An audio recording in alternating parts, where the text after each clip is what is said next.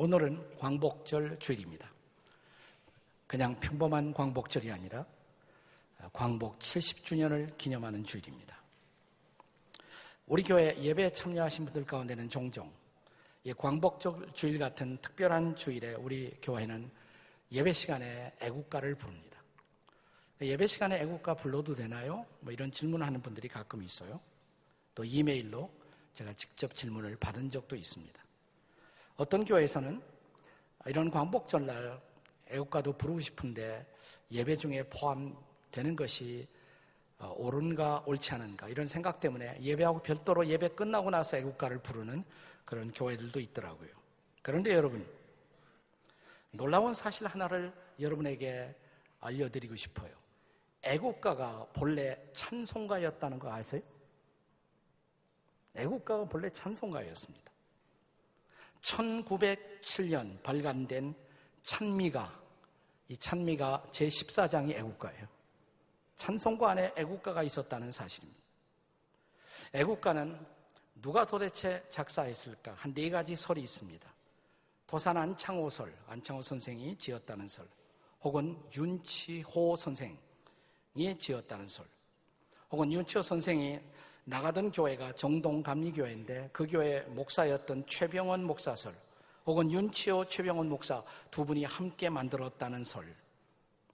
그런데 애국가 가사의 작사자를 치열하게 연구했던 학자들에 의해서 오늘날은 거의 윤치호 설로 그렇게 정설로 자리를 잡게 되었습니다.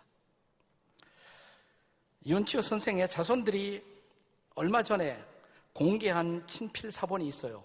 윤치호 선생이 친히 애국가를 자기 손으로 처음 작사할 때 썼던 그것이 그대로 사본이 공개되기도 했습니다. 본래 이 애국가가 찬미가에 실릴 때는 스코틀랜드 민요인 올드 랭사인의 그 곡으로 애국가를 불렀습니다. 그래서 오늘 예배를 시작하며 우리는 70년 전에 우리나라가 해방되었을 때 그때 우리 선조들이 불렀던 그 곡 그대로 애국가를 4절 오늘 함께 불렀던 것입니다. 그런데 도산 안창호 선생이 외국 가서 섬기던 이민교회 중에 하나가 샌프란시스코에 가면 샌프란시스코 한인연합감리교회가 있습니다. 이것은 도산 안창호 선생과 몇 분이 함께 세우고 섬겼던 교회인데 이 교회에 1931년 한 사람이 이 교회를 방문합니다. 이 방문자가 누구냐면 안익태 선생이에요. 안익태 선생. 그래서 작곡가 안익태 선생이 보니까 그날 그 교회에서 애국가를 올드 랭사인 곡에 맞춰서 부른단 말이죠. 충격을 받습니다. 그리고 작곡가이기 때문에 마음의 부담을 느낍니다. 제대로 애국가를 곡으로 만들어야겠구나. 그래서 1935년 오늘날 우리가 부르는 애국가 곡으로 안익태 선생이 작곡을 하게 된 것입니다.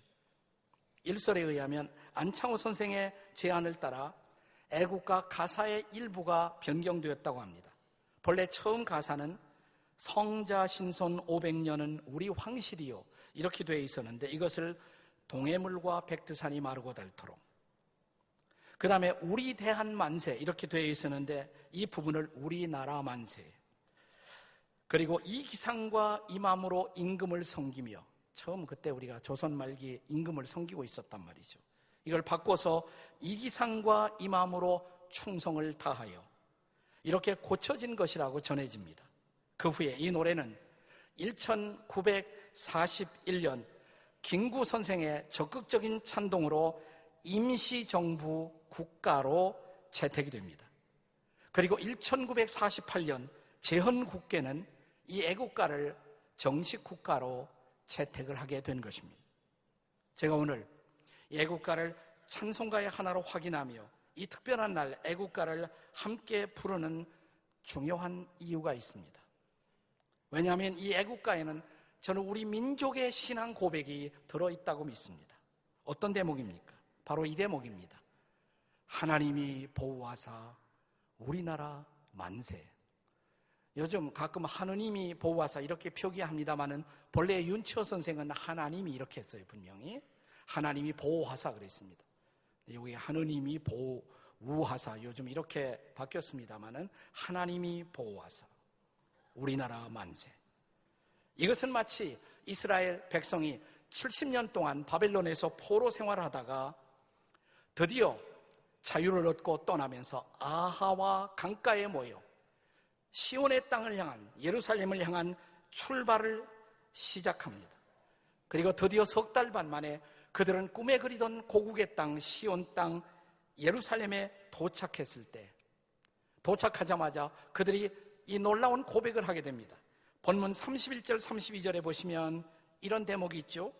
우리 하나님의 손이 우리를 도우사 여기에 이르게 하셨다는 것입니다. 이것을 오늘 우리식으로 바꿔 말하면 하나님이 보호하사 우리나라 만세, 바로 그것이 아니겠습니까? 오늘 해방 70주년을 기념하는 이 뜻깊은 주일, 저기는 이 70년이 개인적으로 더 특별한데, 여러분 70년, 해방 70년은 제가 살아온 생애예요. 제가 몇 살인지 아시죠? 예, 70년의 세월. 자, 이제 우리 민족이 하나님 앞에서 해방의 역사적 사건을 기억하며 우리 민족이 해야 할 두 가지 일이 있음을 함께 본문을 통해 살펴보고자 합니다. 두 가지 할 일이 뭘까요? 저는 첫째, 하나님의 선하신 도우심을 인정하는 일이라고 생각합니다. 다시 본문 31절을 읽겠습니다. 31절 다 같이 읽습니다. 시작. 첫째 달 12일에 우리가 아와 강을 떠나 예루살렘으로 갈새 우리 하나님의 손이 우리를 도우사 대적과 길에 매복한 자의 손에서 건지신지라. 자, 이 구절은 이스라엘 백성들이 바벨론 포로에서 노임을 받고 자유를 얻고 지도자 에스라의 인도를 따라 바벨론에서 예루살렘까지 오는 동안에 많은 대적과 그들을 노리고 있었던 사람들의 손에서 하나님이 보호하사 그들이 시온의 땅에까지 도달했음을 고백하고 있는 것입니다. 그들은 여러 차례 결정적 위기를 넘어서서 드디어 시온의 자유의 땅에 도달하는 것입니다.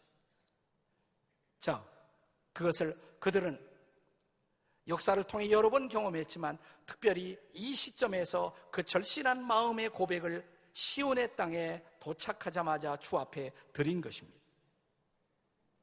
이것은 반복적으로 에스라서를 통해서 다시 확인할 수 있는 민족의 고백이었습니다. 7장, 에스라 7장 9절과 비교해 보십시오. 같이 읽겠습니다. 시작. 첫째 달 초하루에 바벨론에서 길을 떠났고 하나님의 선한 손에 도우심을 입어 다섯째 달 초하루에 예루살렘에 이르니라. 여기 하나님의 선한 손에 도우심을 입어, 이 대목을 주의해 보세요. 이것은 하나님의 기적적인 손길에 간섭과 보호가 없이는 우리는 오늘 여기에 설 수가 없었다는 것을 고백하는 것입니다. 그래서 오자마자 그것을 인정하고 고백합니다. 그렇다면 사랑하는 여러분, 우리 민족도 이제 지나간 70년의 역사를 돌이켜보며 우리 민족의 역사 속에 하나님이 개입하시고 그 기적의 손길을 통해서 우리를 도우신 그것을 인정하는 일, 얼마나 합당한 일입니까? 얼마나 필요한 일입니까? 우리 민족의 근세사를 돌이켜보면 우리가 나라를 잃어버릴 뻔한 망국의 결정적 위기가 두 번 있었어요. 첫째는 일본의 식민지 통치를 받았을 때 우리나라의 모습. 우리는 언어를 잃었습니다. 우리말을 사용할 수 없었어요.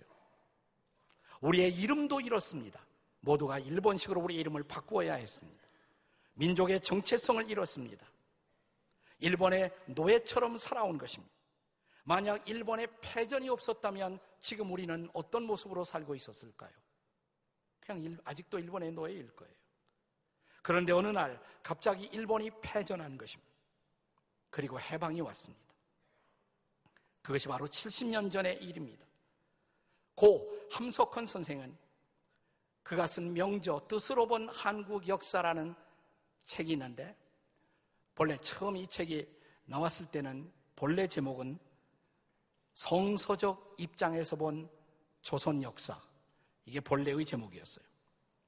이분은 이 책에서 이 해방의 사건을 가리켜서 도둑같이 찾아온 하늘의 선물, 이런 표현을 썼습니다. 도둑같이 찾아온 하늘의 선물. 제가 이 책의 395페이지의 내용을 직접 인용해 보겠습니다. 알아야 할 것은, 우리 모두 알아야 할 것은 해방은 하늘에서 온 선물이라는 것이다. 아무도 모르는 것은 아무도 꾸민 사람이 없기 때문이다. 사람이 꾸미지 않고 온 것은 하늘의 선물이다. 이것은 하늘에서 직접 우리 민중에게 주신 해방이다. 아무도 이에 대하여 공로를 주장할 중간적인 자가 없다. 종이 될 때 별로 반항도 못하고 되었던 것 같이 우리가 놓일 때에도 아무 힘쓴 것 없이 갑자기 뜻밖에 놓였다. 어느 인물이 힘써서 된 것도 아니요, 어느 파가 투쟁을 해서 된 것도 아니다. 그러므로 하늘이 했다는 것이다. 해방은 하늘의 선물이다. 그러나 해방이 되었을 때 일제의 극심한 탄압 속에서도 우리가 아직도 우리말을 잃어버리지 않았다는 것, 그리고 애국 정신을 아직도 가지고 있었다는 것, 이것은 우리가 기억해둘 의미 있는 사건이었습니다. 어떻게 우리가 다 언어가 말살되는 그 상황 속에서 언어를 잃지 않았을까요? 여러분, 그 중심에 교회가 있었다는 것을 아십니까? 당시에 교회는 적었지만 교회마다 우리 한글 성경을 가지고 문맹 퇴치 운동을 했던 것입니다. 그리고 우리말을 보존했던 것입니다. 그리고 교회마다 애국 교육을 했던 것입니다. 나라 사랑하는 운동. 그래서 지금처럼 교회가 많지 않았지만, 기독교인의 숫자도 적었지만, 당시에 나라를 해방시키는 일에 결정적으로 기여한 모든 애국지사의 절반 이상, 거의 3분의 2가 크리스찬들이었다는 거 아세요? 독립선언 33인 가운데 16명이 다 기독교인이었습니다. 자, 드디어 해방이 되었습니다. 해방이 되었을 때 누가 애국가를 가장 감동적으로 불렀을까요? 성경을 읽었던 사람, 그리고 성경에 하나님께 기도했던 사람들, 하나님이 이 민족 살려달라고, 독립을 달라고 기도했던 사람들, 드디어 해방이 왔습니다. 그들이 불렀던 70년 전의 애국가를 생각해 보십시오. 하나님이 보호하사 우리나라 만세. 우리나라에는 두 번째 또 하나 망국의 위기가 있었습니다. 근세사의 망국의 위기. 그것은 바로 6.25 전쟁이었습니다. 이 전쟁은 군인만 97만 명, 100만이 가깝죠? 민간인만 250만에 가까운 사상자를 내었습니다. 당시 남북한 인구가 2,500만, 그 중에 약 1,800만 명이 직접 간접의 피해를 입었습니다. 나라의 기관시설 70% 이상이 다 무너졌습니다. 국토는 벌거벗은 황폐한 산하가 되었습니다. 거리에는 가난과 기하가 넘쳐났고 과부와 고아와 거지들의 나라가 되었습니다. 함석헌 선생의 말을 빌리면 이 금수강산을 세계의 공동묘지로 만든 전쟁이 바로 6.25 전쟁이었습니다. 다시 함 선생의 말을 빌린다면 세상의 모든 나라가 그 나라 중에 가장 젊은 것들을 택하고 기계의 날카로운 것들을 사용해서 이 나라 강산을 두루 밟으며 3년 동안 어우러져 싸워 붉은 피를 붓고 엎드려진 인류의 재단, 십자가의 재단, 그것이 바로 이 나라 6.25의 참상이었습니다. 전 세계 25개국, 전쟁 물자를 보낸 나라까지 40개국 이상이 관련되어 세계 역사사상 유례없는 참상의 전쟁터를 만들었던 것입니다. 망국의 전쟁, 문자 그대로 망국의 전쟁이었습니다. 한때 밀리고 밀린 이 땅의 전선은 부산을 남겨둔 낙동강 방어선까지 후퇴하여 이제 망명 정부를 수립할 정도로 초조했던 바로 그때 북한군에게 국토의 거의 전부를 내어줄 수 있는 위기에 몰렸던 전쟁이었습니다. 만일 이 전쟁에 유엔군 참전이 없었더라면 지금 우리나라는 어떻게 되었을까요? 그런데 6.25 전쟁사를 연구하는 사람들이 지금도 풀지 못한 이 전쟁의 미스테리, 수수께끼 하나가 있습니다. 그것은 왜 유엔 안보리가 열렸을 때 소련이 유엔군 파병 결의 때 거부권을 행사하지 않았는가라는 사실입니다. 많은 썰이 있어요.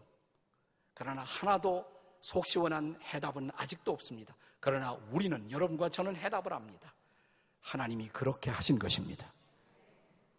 그래서 드디어 유엔 참전 결의가 있었고, 저 메가구타 장군의 유명한 인천 상륙 작전을 통해서 전세를 역전하고, 그리고 마침내 이 비극적인 전쟁은 종전은 아니지만 휴전으로 막을 내렸던 것입니다.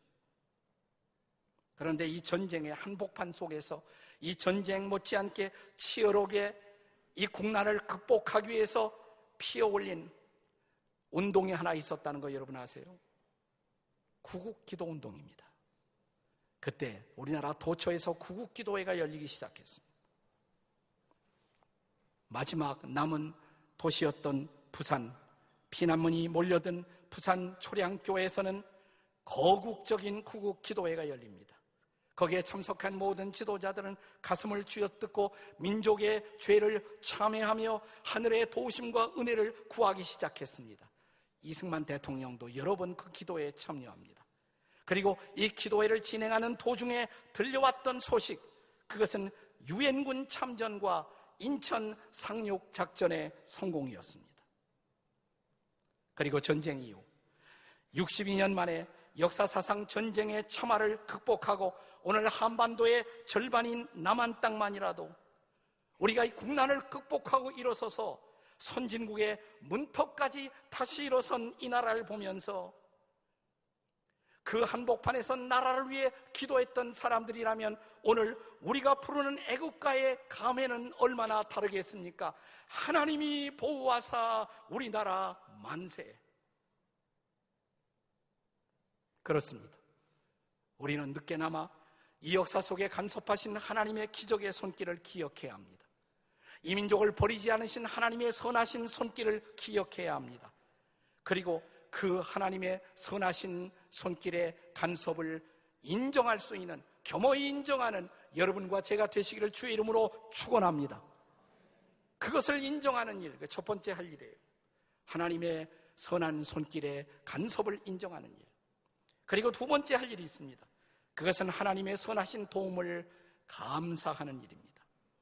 다시 본문으로 돌아와 에스라의 인도로 바벨론 70년의 포로에서 돌아온 이스라엘 백성들이 시온의 땅으로 돌아와 제일 먼저 한 일 뭘까요? 35절 말씀입니다. 본문의 35절을 다 함께 읽겠습니다. 시작. 사로잡혔던 자의 자손 곧 이방에서 돌아온 자들이 이스라엘의 하나님께 번제를 드렸는데 이스라엘 전체를 위한 수송아지가 12마리요 또 순양이 96마리요 어린 양이 77마리요 또 속죄제의 순염소가 12마리니 모두 여호와께 드린 번제물이라. 그리 돌아와 하나님 앞에 제단을 쌓고 번제를 드립니다. 그것은 바로 감사의 제사예요. 하나님, 우리를 여기까지 오게 하신 것을 감사합니다. 여기 그들이 그날 드렸던 제물의 12이라는 숫자가 2번 이상 반복됩니다. 그 12는 이스라엘 과거의 12지파를 대표하는 것입니다. 그 제물은 온 민족을 위한 제물이었어요. 이것은 민족적인 감사의 제단이었던 것입니다. 하나님, 이 민족 가운데 그 어려움을 극복하고 우리가 여기까지 오게 하신 것을 감사합니다. 그것은 감사의 제사였던 것입니다. 나는 우리 민족도 2차례씩이나 우리 근세사의 망국의 위기를 극복하면서 여기까지 오게 하신 하나님의 구원하심, 그리고 하나님의 보호하심 앞에 우리 민족이 얼마나 감사하고 있는지를 돌아볼 때가 되었다고 생각합니다. 하나님을 모르는 불신자들은 몰라서 못하지만 그 하나님을 알고 있는 사람만이라도 진지하게 감사할 수 있다면 이 나라의 역사 얼만큼 달라질까요? 그렇습니다. 이 땅을 섭리하시는 하나님, 그리고 우리를 구원하시는 하나님, 그 하나님이 아직도 살아계시다면 그 하나님 앞에 오늘 우리는 우리의 감사를 함께 드리기를 소원합니다. 그리고 우리가 감사한다는 것, 그것은 단순히 말의 성찬이 아니에요. 말로만 감사합니다가 아닙니다. 정말 우리가 우리의 역사 속에 함께 하신 하나님의 손길을 감사한다면 그 감사는 이제 책임을 다하는 것으로 나타나야 합니다. 감사는 책임입니다. 그렇습니다. 이제 해방된 민족, 그리고 하나님의 인도를 받았던 우리 민족. 자, 이 민족을 향한 저와 여러분의, 우리의 감사하는 우리의 책임은 무엇이어야 할까요? 두 가지 책임을 확인하고 싶습니다. 첫째는 민족 복음화의 책임입니다. 시온의 땅에 돌아온 이스라엘 백성들이 민족 전체를 위한 제물을 드리고 제사를 드린 것처럼 이제 우리 민족 전체가 하나님을 예배하는 민족이 되게 하는 일, 그게 바로 민족 복음화의 책임인 것입니다.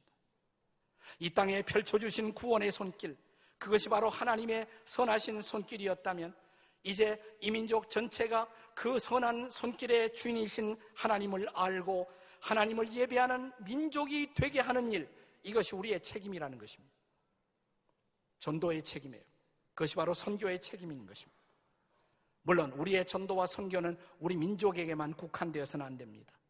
그가 말씀하신 그대로 땅끝까지 우리는 복음을 전해야 합니다. 그래서 이 여름 우리는 땅끝까지 나아가 땀을 흘리며 복음을 전하는 선교 행진에 참여하고 있습니다. 그러나 사랑하는 여러분, 우리의 첫 번째 책임은 바로 이 땅인 것을 잊지 말아야 합니다. 우리 주님은 우리가 잘 아는 사도행전 1장 8절에서 이 전도의 책임을 일깨우시면서 성령이 임하시면 너희가 권능을 받고 어디서부터? 예루살렘과 유대와 사마리아와 그리고 땅끝까지. 여기 우리 전도의 1차적 책임은 바로 우리들의 예루살렘, 우리들의 유다, 바로 이 땅에서부터 시작되어야 한다는 것입니다. 그러므로 해외 선교 못지않게 더 중요한 우리의 1차적 책임은 바로 국내 선교, 국내 전도인 것입니다. 그 일을 위해서 지금 이 순간도 국내 전도에 참여하고 있는 모든 형제와 자매들, 이 여름에 그래서 땀방울을 흘린 모든 성도들에게 저는 가슴 깊은 자부심과 감사를 드리고 싶습니다. 전도의 책임, 그러나 또 하나의 책임, 우리가 이런 해방과 자유를 선물로 받은 사람들로서 우리에게 주어진 또 하나의 책임이 있다면 그것은 이웃사랑의 책임입니다. 에스라 8장 첫 부분을 보시면 1절부터 14절까지를 보면 에스라는 각 구절마다 자신과 함께 돌아온 각 지파, 각 족장들의 명단을 세심하게 기록합니다. 여기 반복되는 단어 하나가 있습니다. 함께라는 단어입니다. 여기 에스라 8장 1절부터 14절까지 보시면 각 구절마다 반복되는 단어 함께. 그들은 함께 돌아와 함께 역경을 극복하며 함께 성전을 세우고 함께 나라를 일으켰다는 것입니다. 처음으로 이스라엘 백성들은 온갖 파벌을 뛰어넘어 진정한 사랑의 공동체가 된 것입니다. 우리는 흔히 우리 한국 사람은 한국 사람끼리 너무 싸운다고, 이스라엘을 본받아야 한다고 그렇게 보통 말하는데 이스라엘 사람들도 파벌이 많아요. 그 사람들도. 네, 제가 그 얘기를 하니까 이스라엘 사람들이 우리도 유태인 500명이 모이면 500사람 의견이 다 다르다고. 그 사람들도 얼마나 싸우는 사람인지 몰라요. 나 그들을 모처럼 함께 하나가 되었습니다. 나라를 사랑하기 위해서, 나라를 일으키기 위해서 그들은 모처럼 하나가 된 것입니다. 사랑의 공동체가 된 것입니다. 여러분, 성경이 우리에게 전도의 책임 다음에 끊임없이 우리에게 요구하는 책임이 뭐예요? 이웃사랑의 책임이죠. 전도의 명령, 가장 위대한 사명, 그러나 또 하나 가장 큰 계명, 이웃사랑의 명령이 아니겠습니까?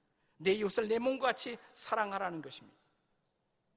사랑하는 여러분, 그렇기 때문에 우리 주변에 가장 연약한 이웃도 내 소중한 이웃으로 끌어안는 이 민족이 되게 하는 것. 아니, 우리 중에 지극히 작은 자 하나도 소외되지 않도록 돌아볼 줄 아는 민족이 되는 것. 우리가 총을 들고 맞서 싸웠던 북의 형제들까지도 다시 사랑으로 끌어안는 민족이 되는 것. 그리고 이제는 우리가 총을 내려놓고 분단의 절조망이 있었던 그곳에 평화의 낙원을 함께 만드는 민족이 되는 것. 이것이 남아있는 우리의 책임인 것입니다. 오늘 이 뜻깊은 주일에 우리가 사회복지 우리 법인에서 여러분들에게 이런 후원 신청을 함께 했으면 좋겠다고 말하는 것도 우리의 이웃사랑이 말뿐이 아니라 구체적으로 되기 위해서. 그래서 한 달에 점심 한 번만 굶는다, 이 생각으로 참여하시면 우리가 구체적으로 소외된 이웃들을 돌아보는 교회 공동체의 사랑의 행진을 계속할 수 있다는 것입니다. 이것도 못하면 더 좋은 방법 가르쳐 드릴게요.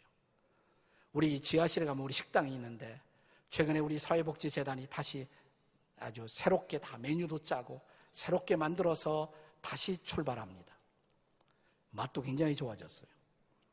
그 모든 식당의 수익도 우리는 소외된 이웃들을 돌아보는 일에 다 집어넣습니다. 후원금 참여 못하면 밥이라도 먹으시기를 바랍니다. 네. 오늘 다 참여하고 가세요. 네. 함석근 선생님은 뜻으로 본 한국 역사에서 우리 민족에 남아있는 마지막 역사적 책임을 이런 말로 표현했습니다. 늙은 갈보처럼 짓밟혀온 이 민족, 이제는 그 늙은 갈보를 아름다운 순환의 여왕으로 다시 단장시키는 일, 그것이 우리 민족에 남아있는 책임이라는 것입니다. 함 선생은 자주 우리 민족을 길거리에 나앉은 저 유명한 조각가 로댕이 조각했던 늙은 창부, 늙은 창녀에 비유하고 있습니다. 이 남자, 저 남자, 숱한 남자들에게 짓밟힌 것처럼 수많은 강대국에 짓밟혀온 이 나라, 슬픔과 아픔의 기억밖에 없는 이 민족. 그러나 로댕은 이 늙은 창부 안에서 여전히 엄숙하고 아름다운 미를 발견했던 것처럼 우리도 로댕이 되어야 한다고, 이 순환의 역사 속에서 다시 한번 민족의 가치를 발견해야 한다고, 다시 이 민족을 일으켜 거룩한 여왕으로 단장시켜 세워야 한다고, 그래서 모든 사람이 엄숙함과 존경을 가지고 이 민족 앞에 엎드리게 만들어야 한다고, 이것이 우리들의 남은 후손들의 책임이라고. 어떻게 그 일을 할 수가 있어요? 두 가지입니다. 복음과 사랑입니다. 복음과 사랑. 우리가 참으로 복음의 고귀함을 알고 다시 이 복음을 전할 수가 있다면. 왜 그래요? 복음은 사람을 새 사람으로 만드는 유일한 메시지이기 때문에. 누구든지 그리스도 안에 있으면 새로운 피조물이라, 이전 것은 지나갔으니 보라 새 것이 되었도다. 이 민족이 정말 복음을 받아들이고 복음 안에서 다시 새 민족이 될 수 있다면, 그리고 주님이 우리에게 보여주신 그 사랑을 따라 원수까지 사랑할 수 있다면, 우리는 지나간 역사에 핏뿌린 역사를 뛰어넘어 이 땅에 참으로 사랑하는 한 새로운 나라를 일으켜 세울 수 있다면, 그때 비로소 우리가 부르는 애국가는 우리 후손들의 영원한 프라이드가 될 것입니다. 하나님이 보호하사 우리나라 만세, 대한 사람 대안으로 길이 보존하세. 그때 우리 민족은 이 땅에 존재할 필요가 있는 민족, 그리고 이 민족을 섬기는 한국교회는 하나님 앞에 부끄러울 것이 없는 교회로 설 것입니다. 오늘 순환의 여왕, 찢겨진 갈보처럼 1000년 이상 짓밟힌 이 민족이 다시 일어설 수 있도록 복음과 사랑, 이 위대한 책임 앞에 다시 우리 자신을 드리는 저와 여러분이 되시기를 주의 이름으로 축원합니다.